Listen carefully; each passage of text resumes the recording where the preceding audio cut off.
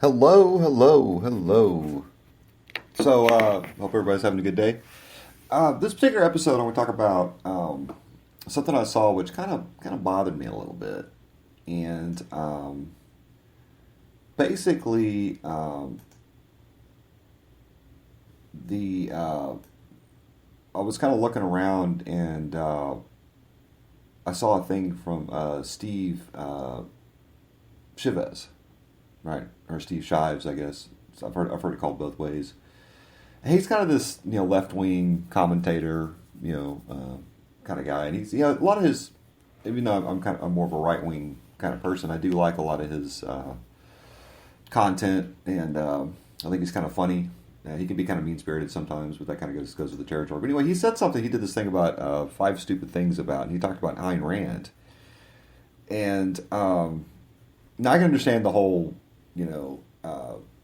He doesn't like the idea behind what Ayn Rand was pushing. But one of the things that kind of bothered me was he made it sound like it's very juvenile, like only juveniles believe in uh, the manifesto that Ayn Rand kind of pushes out, and I find that very disingenuous for him to say that. Um, Now, one of the things I've kind of noticed, and like I said, I'm about 43 years old. One of the things I kind of noticed is for a long time, Ayn Rand was kind of a champion of the left. And of course, a lot of them don't like to admit to that, but she actually was. A lot of hardline left wingers liked Ayn Rand because she talked about things like free speech, excuse me,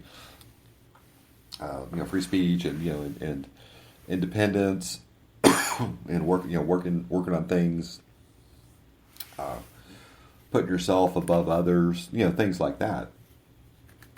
And at times it can be, I'll admit, at times it can be rather narcissistic, or at least bordering on it.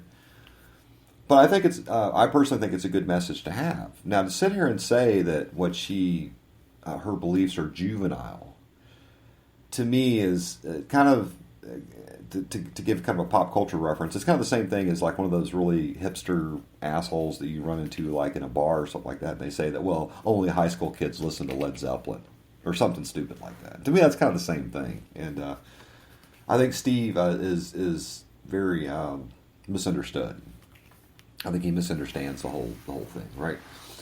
The reason why Ayn Rand, I think, is extremely important, especially to the youth of America, is because she teaches something which kind of coalesces with critical thought. And the problem with modern day politics, excuse me, in my mind, and you see this not on just on the right, you see it on the or just not on the left, but you see it on the right as well. Is people tend to fall in line with things. They don't really question, well, why exactly are we doing this? You know, that's why I think the whole concept of the so-called alt-right, which I think is a totally stupid, uh, a stupid name for the whole movement on the internet and stuff like that. I think it's kind of scary to a lot of people because in both sides of the equation, the general assumption is that, well, you have to do things a certain way. To me, that's wrong. You don't have to do things a certain way. As a matter of fact, sometimes it's a good idea to at least take a look at the other side to see where they either they have it wrong or perhaps they maybe have it right, and you can kind of implement it into your own ideas and concepts. And to me, Ayn Rand kind of teaches those ideas. To do the best you can and to be the best you can be, and to do it in a very self-satisfactory sort of way. Now, if that's juvenile, then I could just imagine what somebody would say. If some Martian comes down and reads, Das Kapital or something like that, they probably think that's pretty ridiculous. Actually, it's like, well, that's not going to work. So now another thing he said, which I thought was kind of, and again, was kind of catty, was the whole thing about Ayn Rand's a crappy writer. Right, and I'm sitting. I mean, I was laughing so hard when he said that, and the reason why I was laughing is because that's so ridiculous. And my question is, in comparison to who? Uh, Cormac McCarthy. I mean, who are we talking about here? I think the reason why the left hates Ayn Rand is because she teaches people how to question things. When you start questioning things, and you start really looking not just at the left, but at the hard right too, people begin to realize how ridiculous it is. Because there's no way. The conservative purity test, nobody's going to pass that. And nobody, a lot of people espouse to be socialist and all this other, but they're full of it.